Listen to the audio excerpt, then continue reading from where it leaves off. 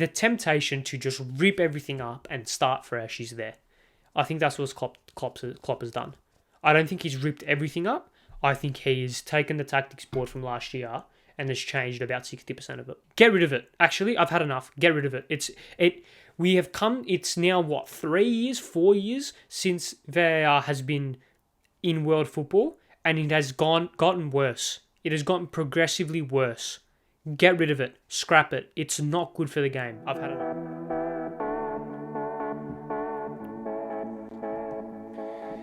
Hello, everybody, and welcome back to another episode of the 2 Footer Tackle Podcast, Season 2, Episode 7. Episode 7 it is. I hope everyone has had a enjoyable week. My sporting clubs, well, one of them didn't play. One of them played and one of them won. Just about. And we'll touch on the circumstances in which they won a little bit later on. But I hope everyone's had a enjoyable week. Apart from that, nothing really on my end. Deadline day happened, which we'll speak about. We'll speak about some transfers. We'll also touch on just overall, like, the transfer business, if it has changed my Prem predictions or etc. etc. What else? What else is there to speak about? Let me go through my run sheet, actually. It's probably a good way to do it. So some deadline day transfers. Ivan Toney, I want to speak about him a little bit. The Australia Cup, and then who went into footed. Spoiler alert, it's going to be VAR, and we're going to have a lengthy discussion about VAR, because I feel like I did it, in my first couple of episodes I spoke about it. So I think it's now time that we refresh our memory on how appalling that system is. But as I digress, I should say, I would appreciate it if I can get my words out, that'd be a great start. I'd appreciate it if everyone could subscribe to the 2 Footer Tackle Podcast on YouTube. Like the podcast on YouTube. Notification bell so you don't miss any clips. Twitter, 2FTPod. I'm going to start doing a lot more general chit-chat on Twitter. So if you want to hear my thoughts as it happens, like live tweeting of games and transfers and other scenarios, rather than having to wait a whole week for my thoughts, go follow the 2 Footer Tackle Podcast, Twitter, TFTPod, as my camera is going out of focus, as I just changed that ever so quickly. There you go. And also, can I just preface this by saying apologies to all the audio listeners, because I do flash up a lot of visuals. Go on YouTube, subscribe to it on YouTube, and listen to it on YouTube, because, sure. That's my only, not excuse, but that's my response to that. That's Twitter, TikTok, Instagram, 2 Footer Tackle Podcast. I feel like TikTok, Instagram are pretty self-explanatory. Instagram, just for updates and other general thoughts. And TikTok for some TikToks. That's normally where TikToks go, on the TikTok app. So, yeah, if you want to see me taking myself out of context for 60 seconds, TikTok's your place to be. But I think that's enough waffle, because I'm an expert waffler, I think we've come to determine on this podcast. Let's crack in. I think let's crack in and let's go. Let's start with deadline day. I think we should start with deadline day. It was the thing that happened over the week, which is probably the good way to describe it. The thing that happened over the week. As I say, I came prepared before I started. I came prepared with actual water, so I don't have to take a break and go get some, because I've got it here. But deadline day. Now, there wasn't a whole lot of deals going to happen. We all thought of deals that could happen. We all thought Liverpool would go get a midfielder, Chelsea would go get a striker, another midfielder. That's pretty much it. We all knew the Antony deal had happened, so I think that was announced on deadline day, but that was announced beforehand. And there wasn't a whole lot of surprise in a sense. But let's just go through some of the main transfers. And I think the best place to start is actually with my team, with Chelsea. Now, I was really I think this was a very important, as I pop the lid on my water there. I think this was a very important deadline day for Chelsea. Very important deadline day for Chelsea, because we've seen in the first couple of games that the lack of striker and lack of midfielder, it really hurt them. Really hurt them. And they needed to get both of them in. They were, of course, looking at Edson Alvarez, which, if they'd have got that over the line, that would have been something else. But it was too late in the window. There was also rumours, especially after deadline day, that they were going after Lavia from Southampton. who would have been okay, actually scored against Chelsea, funnily enough, in midweek. They're looking at Zangare, which I would have adored. Everyone knows that I love Ibrahim Zangare on this podcast. I would have adored that. None of those happened. It was Dennis Zakaria. Now, when you talk about Zakaria, right, Juventus fans might have a different opinion on him, and other teams, and other teams fans or other supporter bases might have a different opinion on him. But when you look at what Zakaria offers, it's just kind of basic in a sense. And I feel like it's a harsh way to say it, but it's a very simple way of playing football. He isn't an intricate midfielder. He doesn't break lines with passes. His role isn't overly complicated. He can play in a double pivot. He can play in a single pivot. He can play at the base of midfield. And he's just a destroyer. He's a physical destroyer. Defensively solid. Offensively not overly good. Like he isn't very good with the ball at his feet. He isn't very progressing. But he's just a very basic midfielder, which is fine. This isn't a knock on him. This isn't a pot shot at him. It is fine. Like, being a basic midfielder is really fine. Like, it doesn't mean that you're bad. I think someone like a Claude Makalele was a basic midfielder. He'd just see ball, get ball, pass ball to better players. That's what Zakaria's role will be in this Chelsea team. See ball, get ball, pass it to Kovacic, pass it to Chilwell, pass it to Reece James, pass it to whoever. Right, even pass it back to Koulibaly or Thiago Silva, players that are more accomplished with the ball at their feet. So, this isn't a bad signing for Chelsea. Is it a panic signing? Yes, I think it is, because you've had a whole summer to buy. You've had a whole summer to buy a midfielder, and you're leaving it till the last minute. I think maybe Tuchel thought Gallagher was going to be a little bit better than what he was. Maybe he thought Kovacic and Conte were going to stay fit, which is wishing pigs could fly. Yeah, so Chelsea needed a midfielder and they got Zakaria. Like I said, basic signing, like in terms of basic footballer, fine signing. I don't think it'll be overly bad. I don't think it'll end up like a Sal Niguez type signing where it just didn't really work. I think this will work. I have faith in what Zakaria offers. Granted, I haven't seen a whole lot. Granted, I don't watch every Juventus game, and I watched him bits and pieces when looking at the Euros for Switzerland, and I thought he was okay. I thought he was accomplished enough on the ball to do something. I thought he was fine defensively in the lead up to it, especially. So yeah, I feel like it's a fine signing for Chelsea. Nothing overly impressive. It's a loan deal as well. Option to buy is 35 million, I think 30 million. Option to buy, I'm not quite sure. So yeah, whether they take him up on that, I don't know. I doubt it. I feel like there's better midfielders on the market, but yeah, just a fine signing. And I think what this does is it just is a good stopgap. It's a good stopgap for Chelsea because we saw, especially against West Ham, just being an overrun in the midfield. Chelsea moved to a 3-5-2. They moved to Loftus-Cheek, Jorginho, and Gallagher in midfield. Did it work? I don't think you can say it didn't work because Chelsea won the game. Was it overly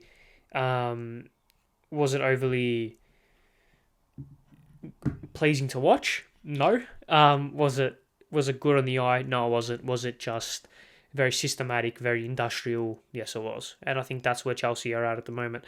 They just need very industrious players and very industrious ways of playing football just to get results and just to get some momentum going because things are not looking good on their end. And I think Zakaria will just help with that more industrialisation of that midfield, just getting it solid and then building from it. Because you have players like Chilwell, Reece James, Cucurella, Sterling, Havertz, Mount, these guys who can offer a little bit of individual brilliance and kind of bail you out of games at times. So, yeah, they just need more industrious midfield, and I think Zakaria offers that.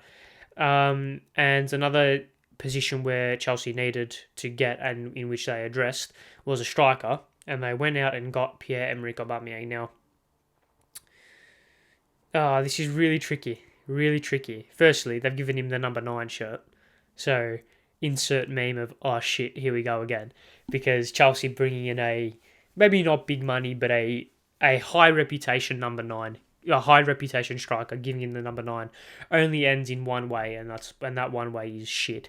So if Aubamayang doesn't score a goal for the rest of the season, I think we can blame it on the number. Yeah. So firstly, Aubamayang, of course, played for Arsenal. Arsenal legend? Probably not. No, probably not. Maybe the way he left maybe hindered that. But a very good Arsenal player. Has a tattoo of him in an Arsenal shirt on his body. Doesn't sit well with me as a Chelsea supporter. Don't think it'd sit well with many as many Chelsea supporters. So yeah, quite funny that. But yeah, it was a panic buy. I think you can put both of these down as panic buys because once again, you had a whole summer to sort out a striker. Like you sold Lukaku straight away, pretty much. Yeah, so you had a whole summer to buy a striker. I don't really think that this is the right striker to get, but it is what it is now. I think with Chelsea, maybe not what we saw this season so far, but what we saw last season was Chelsea's ability to create, but inability to finish. Maybe it's different this year. I think we can almost say for certain it's different this year because we saw in the West Ham game. Maybe it's because West Ham were really good, and I think they were defensively, but Chelsea created nothing in a way of meaningful chances until Chilwell came on, funnily enough. Yeah, so Chelsea need to create more chances, but what Aubamayang offers is just a very good goal scorer. Now, he isn't a Timo Werner type. He's in a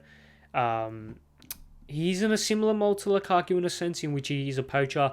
People think that Aubamayang is this complete striker. Yeah, he might have been maybe 4 years ago. For Arsenal, I think early days for Arsenal, you saw him playing out wide, dropping deeper, getting the ball at his feet, being more of a complete number 9. Now with age, his speed's slowly lost him a little bit, and his technical ability isn't there to be a kind of false 9, even more like a Trequartista or like an Enganche, a little bit like that. Like his technical ability isn't there for him to play out on the right and kind of just float in a space in a sense. He has to be a striker. So what you offer there is a poacher. You sign a poacher, and that is good for last season's Chelsea. This season's Chelsea isn't that. That's not good for because Chelsea can't create. Now, let's just assume that Chelsea can fix those creative issues and can get Mount and Ziyech, Havertz, that's what I was going to say. Get these players, get Sterling, get them around the play a little bit more and create chances more often. Then that's when we'll see the best of Aubamayang because, like I said, he's lost his pace. He's never really had the technical ability to play out wide and cut in like an inside forward. So he's going to be a poacher. He's going to be just like a off-the-back shoulder striker. And if Chelsea can get those creative issues fixed, that will be a good signing for them. But I feel like Aubamayang, especially nowadays, is one of those players that does well if the rest of the team does well. He isn't a player that can take a game by the scruff of the neck and score 2 goals in 10 minutes and win you a game. He isn't like that anymore. He needs quality service. And at Barcelona, he got quality service. At Arsenal, when he's in his latter days at Arsenal, he didn't get the service, which means he didn't score goals. Chelsea need to give him the quality service that he needs to score goals. And if they do, he'll put him away because he's a very good finisher. I just think as age has got to him, he's lacked more of that overall complete footballer. He's more of a poacher now. So it will be down to Chelsea's ability to create chances. And as we've seen so far this season, I don't think Chelsea have created as many chances as they need for him to score goals. I don't think their chance creation in terms of quality is nowhere near where it needs to be. That's just fact. And if it can get to where it needs to be, then Aubamayang will probably score at least 15, maybe even 20 goals this season. But if they don't create chances, he'll probably score under 10. That's where we saw the issue with Aubamayang at the back end of his Arsenal career. Like I said, back end of his Arsenal career, they stopped creating chances, quality chances, and he struggled. Whereas when he was at the start of his Arsenal career, he was able to get to score goals from nothing and really take the game on and do all that stuff. So it is one of those things. It is one of those things. So, and the thing is with that, when you're a player that relies on other players to play well, or relies on service, I'm thinking of a Romelu Lukaku type player. Whereas someone like a let's just say Mo Salah. I know he hasn't had the best season so far, but last season Mo Salah, when Liverpool was struggling in any game, he was able to just grab the ball from 30 yards, dribble past 3 players and score. I know he's a winger, I know it's different to a striker, but think about Haaland. Haaland is able to just score goals from nothing because he's that good. Aubamayang isn't there, so he needs the quality service. That's my only issue with this signing in terms of from a tactical perspective. I think he offers the ability to play 2 up front. I think you can play Sterling slightly off him. I think this spells the end for Kai Havertz as a striker, can I just say. I think he's going to be moved around a lot now. Where that is, I don't know, because Chelsea, of course, don't play a true out-and-out number 10. They don't play a number 8 either. They kind of play 2 box-to-box midfielders. They almost play 2 number 6s in a sense. And you can't play Havertz in a double pivot, so I don't know where they're going to put Havertz. Tuchel's probably going to play him right wing back. But, yeah. It'll be interesting to see where Havertz goes from here. I think Sterling, we're going to see the best out of him because I feel like he'll complement Aubameyang's game style pretty well. Mount will suit that system. I think Mount isn't really affected by this. Similarly with Pulisic and these other guys. Yeah, that's my just two cents on Chelsea because yeah, it's just such a bizarre situation what's happening with them. They've signed 2 players almost panically on the deadline. Of course, Wesley Fofana went through as well, but we all knew that was going to happen. So yeah, let's move on to. I was going to speak on Antony, but I spoke about him last week. He scored on debut, which is good. Yeah, he had to start 100 million euros, not pounds. I got corrected on TikTok actually for that, which was quite funny. But yeah, 100 million euros, so 80 million pounds. Had to be the starting right winger. Was the starting right winger and scored. I don't know what happened. I don't know what this means for Jadon Sancho, but it is what it is. Not my problem, is it? Yeah, and also what with Antony, we saw what I spoke about last week with him being given that space on the right hand side. That's where he thrives because that's where the goal came from. The goal came from pressure down the left hand side, then a quick kind of counter press type scenario, get the ball back, play it into the striker plays it out wide to the left where he was given all that space.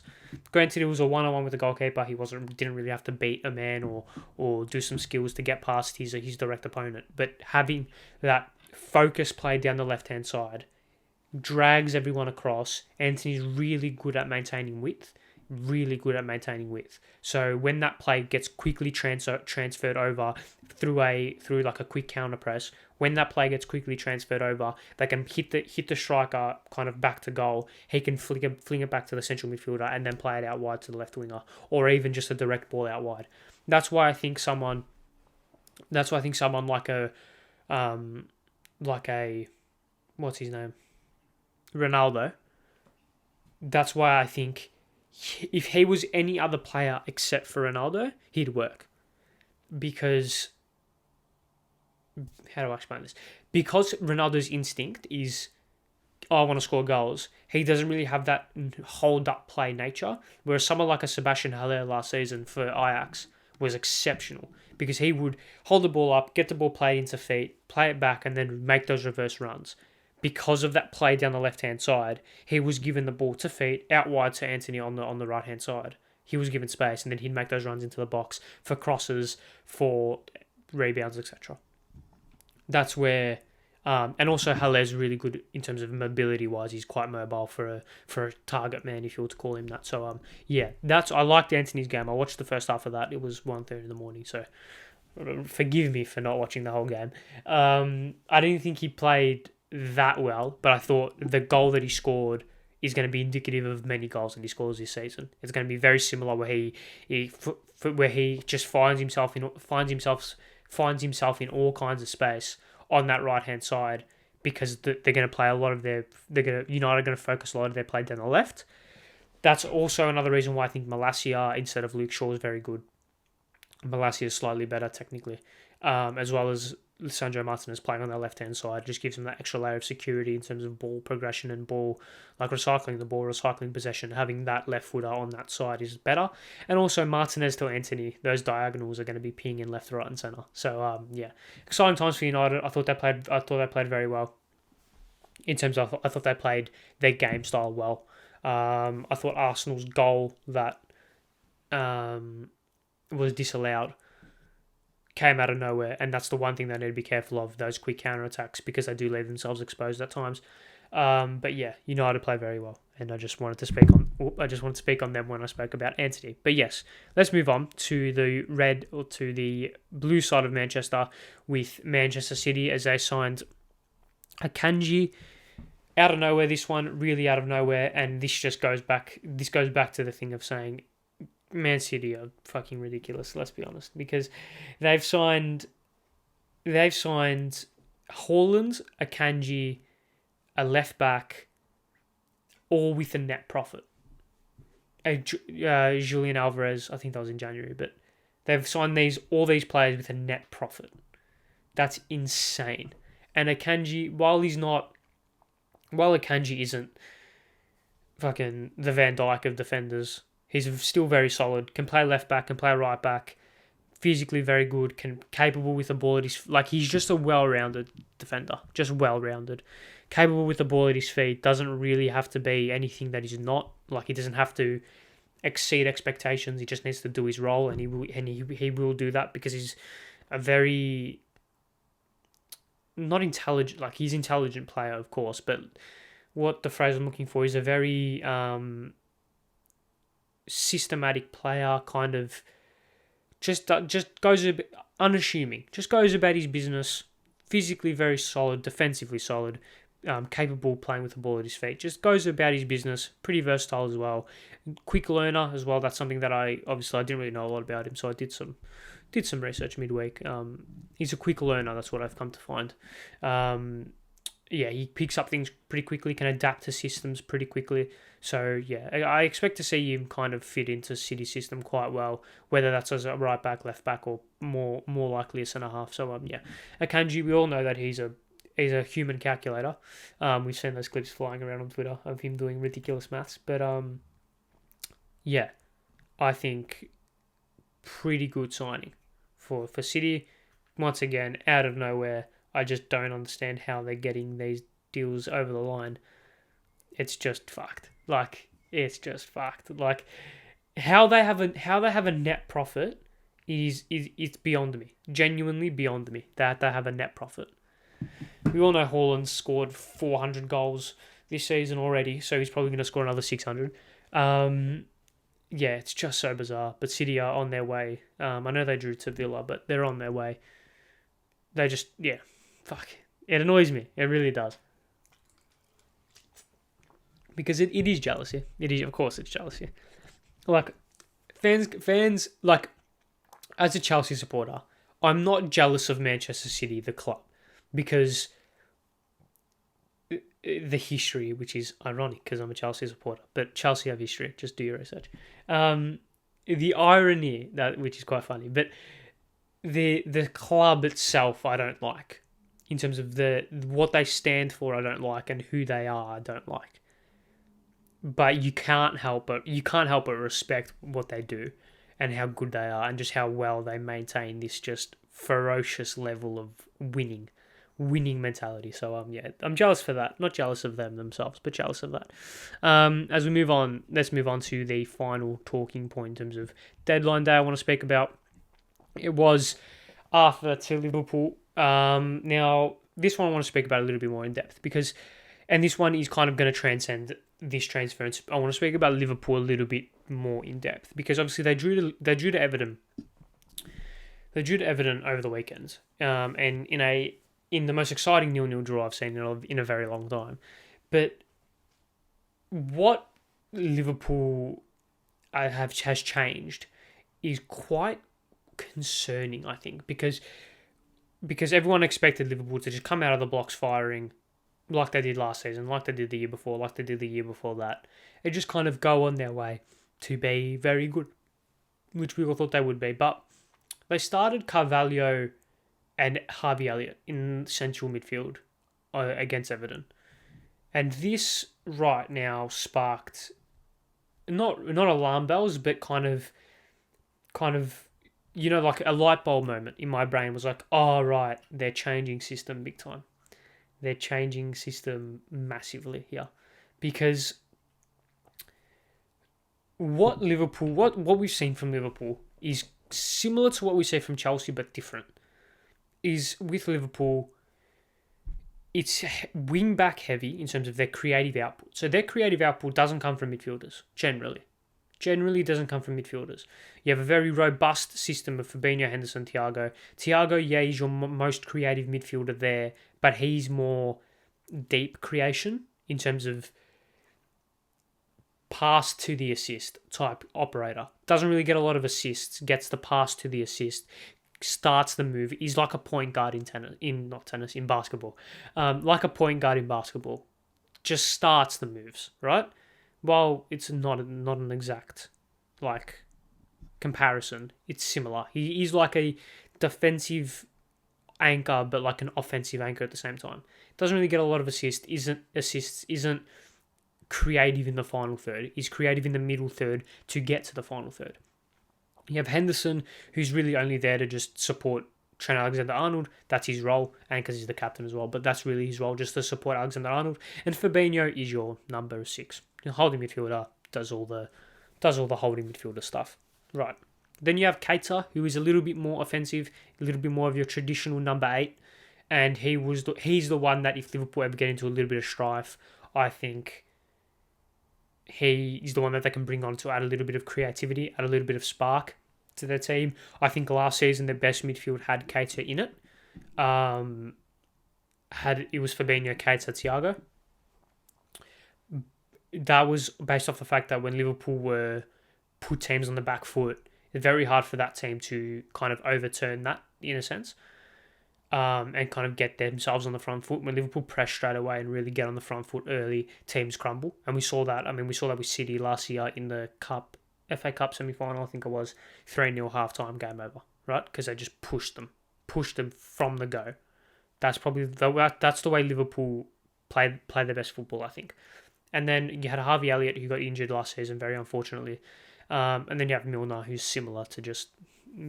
Milner's Milner, right? He's like Henderson, but he's not. But he's like Fabinho, but he's not. You know what I mean? Right. So now, anyway, that's what they did last year. And what happens when you have this type of midfield is that you need heavy creative output from your wing-backs, which is what Liverpool are probably the best in the world at having.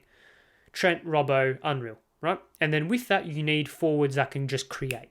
Salah, one of the best players, if not the best player in the world for periods of last season. Mane, brilliant.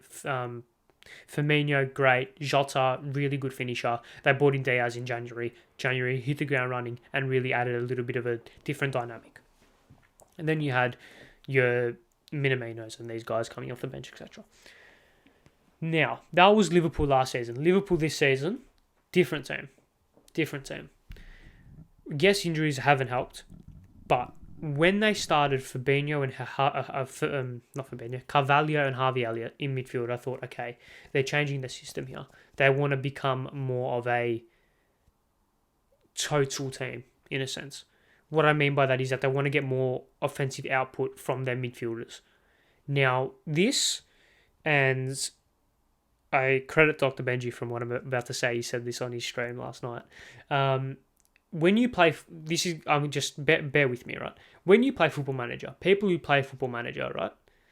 When you lose the league, 3 out of 4 years, when you're this close to getting it, and you miss out by a point, by goal difference, by whatever, the temptation to just rip everything up and start fresh is there. I think that's what Klopp has done. I don't think he's ripped everything up. I think he's taken the tactics board from last year and has changed about 60% of it. Because I think he just felt that something has had to change. And in the attempt to change something, and in the attempt to try and bridge that gap between him and City, it's almost going to push them further back. And it's almost going to have them struggle a little bit. more while they find their feet. Now, what I mean by this, and this is why I'm going to touch on the Arthur signing a little bit later. I don't think they should have signed Arthur. I think this shows the panic, not panic, but the confusion with the Arthur signing. Because when you're changing the way you play, they're changing the way they play into a more complete team. What I mean by that is they're trying to get more from their midfielders. They're trying to become more of a creative team, in a sense. That's why you're seeing, that's why obviously Nunez was signed, because having that focal point, funnily enough, removing a creative player from the front line and adding a focal point can actually make your team more creative, like we've seen with City this season. City this season look 10 times more creative because there's no emphasis on the whole front line to score goals, whereas when you have Haaland there, when you have Nunez there, the emphasis is on them to score goals, which gives a little bit more freedom to the wide players and to the midfielders, gives them more license to be a little bit more creative, have a little bit more flair. So the reason they signed, the Arthur signing for me baffles me. Absolutely baffles me. I tweeted about this. I was like, it's a very meh signing. It's a meh. Like, yeah, he's okay. But the more I thought about it, the more I was like, well, this is bizarre. And when I watched the game on the weekend, I was like, where's Arthur going to fit in this team? Now, if you bring up his FBref, there we go. These are his passing stats. Now, from last year. Ignore maybe from where am I here? This is doing it weird from doing it in reverse. But if you're watching on YouTube, ignore from here up. So from where it says pass completion percentage long, up, that just means that when he passes well, right? That doesn't really mean a whole lot. What we're looking for is from that down. And there's only one, maybe two stats that really stand out to me. And that's passes into the final third and progressive passes. 5.12, 7.39. Not respectively, the other way around. This shows exactly what Thiago offered last season for Liverpool. A player to sit in the middle third and play the balls forward. Play passes forward and play passes into the final third. That is what this new Liverpool team does not need. This new Liverpool team does not need Arthur. It does not. This new Liverpool team needs someone like a Aubamayang, who I flagged in January. I mean, not in January, this season, this summer transfer window. Go back and watch. There's a clip on the YouTube channel when I speak about Aubamayang. He's exactly what Liverpool need. He's an aggressive number 8 who's very willing to go forward, willing to create, has flair, can play on the wing, plays on the right-hand side predominantly, but he's more progressive with the ball at his feet, likes to drive forward, and he's more creative. He would have linked up well with Nunez, and Salah and these type of players. This is just such a he'll play. Like, Arthur will play. You won't really notice him. He won't do anything, but he won't stuff up because he's good. He's good, but he won't do anything that great because he's not great. Like, he's just he will just be there, and this Liverpool's concerning me a little bit. Even with Chelsea are concerning me as well. But Liverpool are kind of almost at a crossroads where they need to fix it real quick. And unless they're gonna go back to what they did last season, which I think will work. I think the more the season goes on, the more I was wrong about Sadio Mane, the more his departure actually is quite impactful for Liverpool.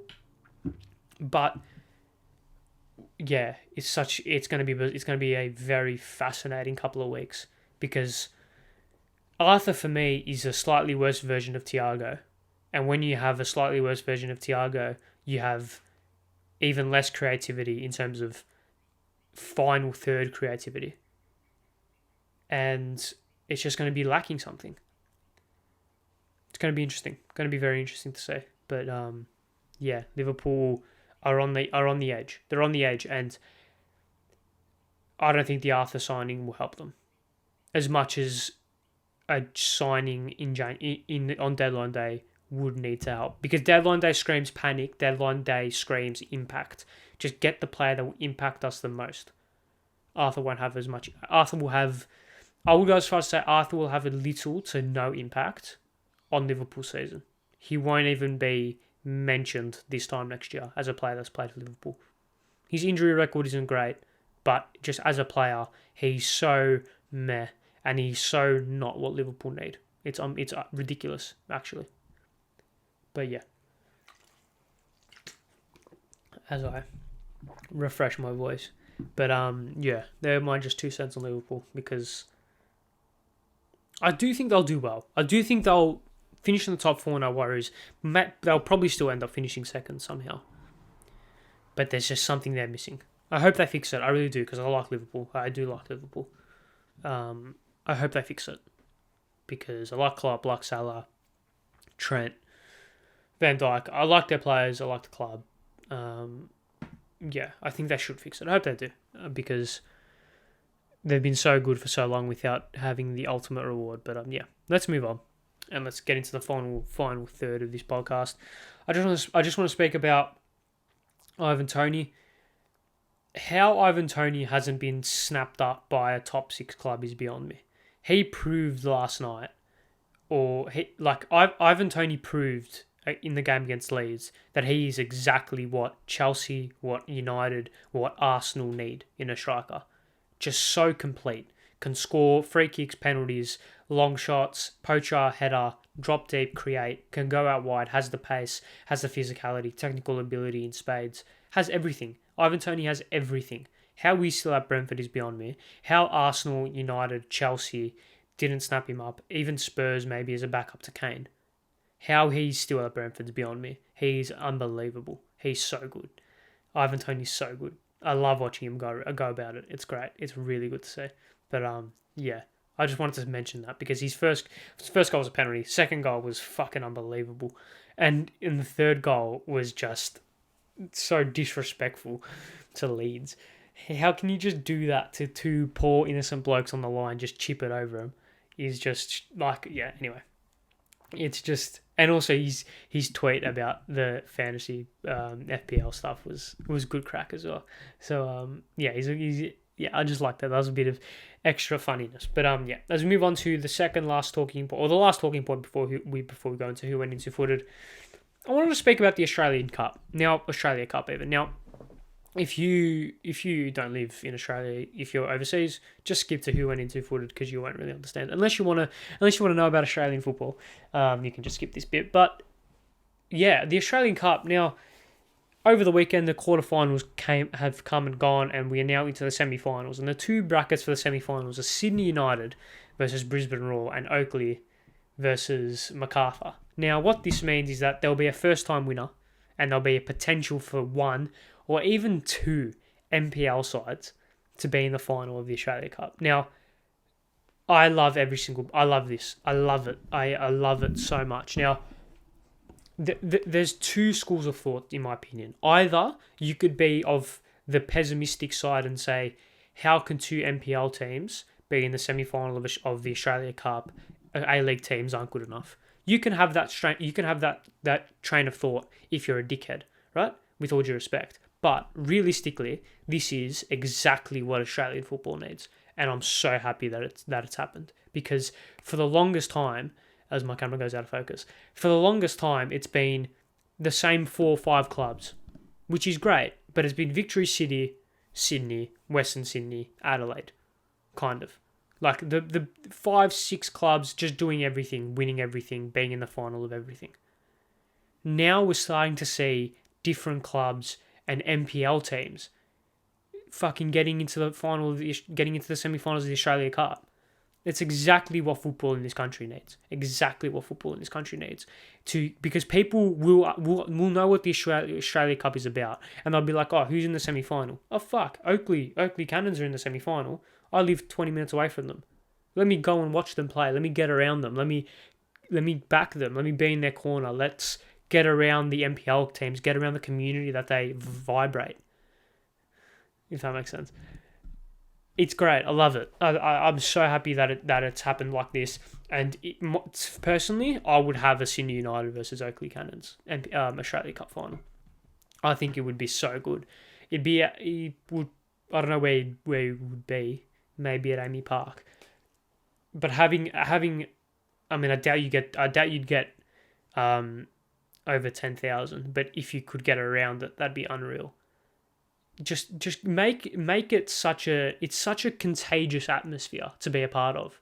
NPL teams, like, for all people want to talk shit about South Melbourne and for whatever, right? It's contagious atmosphere. It is far more contagious. Maybe not now because active support is coming back, but it is far more contagious than the A-League was 3 years ago, 4 years ago. Far more contagious. But now the A-League is starting to clock on. You have the active support finally starting to get a hold of themselves. You have these NPL clubs finally starting to grab that brass ring and really take it to these A-League teams. Because it's like, for so long it's been 3, 4, 5 clubs. Now it's anyone and everyone can go far in the competition, and anyone can beat anyone. That's what makes a good league. That's what makes an exciting league. That's what makes good TV and good entertainment. Because at the end of the day, sport is entertainment. And while the A-League lacks quality that the Premier League has, it needs to make up for it with storylines, with competitiveness, with limbs, with atmosphere, which it's starting to do. It's starting to make up for the lack of quality with everything else. Because as much as I don't want to say this, Australian football will never be as high quality as European leagues. That's fact, and I think everyone knows that. But what we're frustrated with is, the quality's not there. That's fine, we know that. But everything else around it needs to step up. And for the longest time, it wasn't stepping up. Now it's starting to step up. We're starting to see a national second division starting to come to the fore. Active support is back. These NPL teams are making big runs in the Australia Cup. Like, that feeling around local football is starting to come back again. The A-League is starting to become a lot more competitive. You had a first-time winner in Western United. You can have a first-time winner in the Australia Cup this year. It's in a very good place. And I spoke about it when Australia's qualified for the World Cup. The FA needed to capitalise on that. While they haven't capitalised on it to their full extent, they've still done pretty well. And while, Oakley and Sydney United getting to the semi-finals of the Australia Cup isn't an FA prerogative, it has helped them big time. But when this A-League season kicks off, they need to just go full steam ahead with it. Really promote the league. Don't promote teams. Promote the league and promote how competitive it is. Promote how exciting it is to watch. Not because you're going to see Ballon d'Or winners, but because you're going to see exciting, high tempo, just can't take your eyes off of football for whatever reason, for the limbs, for the noise, for the storylines, for everything. That's what the A-League needs to promote, and that's what is starting to happen now with the Australia Cup and with these teams getting into the latter stages and with everything happening around it. Very happy with it, and I guess we'll just have to wait and see. I think, are they happening this week? I think they are. I think they are happening this week. I just need to double check this, just so I don't speak about it as if speak about it in future tense while it's. I probably should have done this actually pre thing. No? The 11th of September. Alright, so the first game is this Sunday and the next game is next Wednesday. So this will come out before both of those games. Get around it. If you're in Australia, get around it. If you live near Sydney United, get around it. If you live near Oakley, get around it. It's going to be good. It's going to be great. Hopefully one of them can make it. I would love it for one of them to make it. Would want it to be Oakley just because Melbourne boy, Greek boy, etc. But yeah, either one I'd be happy with. But yeah, come on, it'd be great. And get around it. I love it. I love what's happening with Australian football right now. It's great to see. But as we move on to who went in two-footed, it is no surprise for those who haven't seen this before. Basically, just who did something daft, dumb, just wrong, just annoying. You know what I mean. Who went in two-footed, club, organisation, staff member, pundit, whatever. This week, it's everyone can tell, VAR. Now, I need a sip of water before I speak about it because I get very angry at what I'm about to say. But now, VAR, Mr. VAR, Mr. VAR, Mrs. VAR. Let's not discriminate, shall we? Now, how do I articulate this without going off my head? How do I say this? Okay, so VAR had an interesting weekend. By interesting weekend, I mean it robbed West Ham of a point. It robbed McAllister of one of the goals of the season, and robbed Aston Villa of potentially 3 points as well. Or 2 points. So overall, solid weekend for the VAR. I'm not going to go into every specific, right? But it robbed West Ham of a point. Utterly robbed the West Ham of a point. It robbed Alexis McAllister of one of the goals of the season.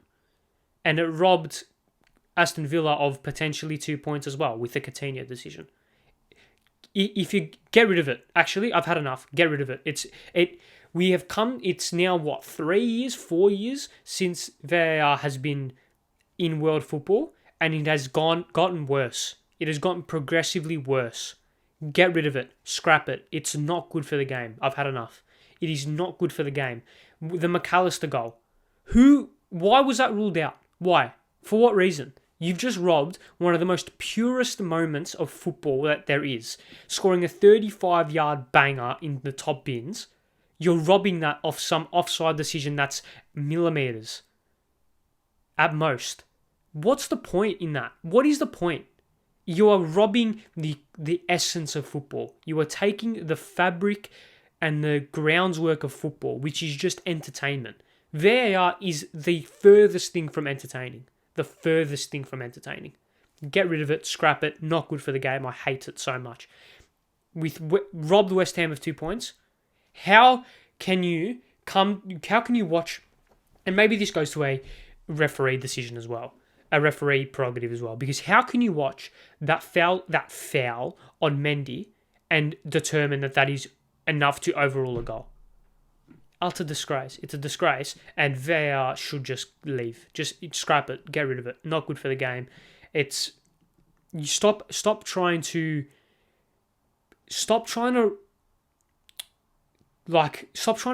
perfect the game. Football in itself is not perfect. The game is not perfect. The players aren't perfect. The managers aren't perfect. The production isn't perfect. Everything around football is not perfect. That's what it's meant to be. Because it's not this TV show where everything needs to be to the minute perfect. Human error is really good for football. It is. Because it creates these storylines. It creates these kind of revenge stories and all this stuff. When it's VAR doing it, it's just pure incompetency. If it's a referee making a split-second decision, you can justify an error. Because split-second decision, he's not a robot, he makes mistakes. Fine. When it's VAR doing it, that's when it crosses the line to, oh, funny, ha ha ha. Not like ha ha, but like, oh, this is human error, this is fine, to, what the fuck are you doing, you incompetent prick? Like, I hate it so much. Get rid of it. Scrap it. Sorry. I've got off my head there, but like, just scrap it. It's fucked. It's fucked. This was the final straw for me. You're ruining the essence of the game. You are ruining the essence of football with VAR. Hate it. Hate it so much. But I digress. Let's finish up with the preview of the week. Champions League football's back. Is it?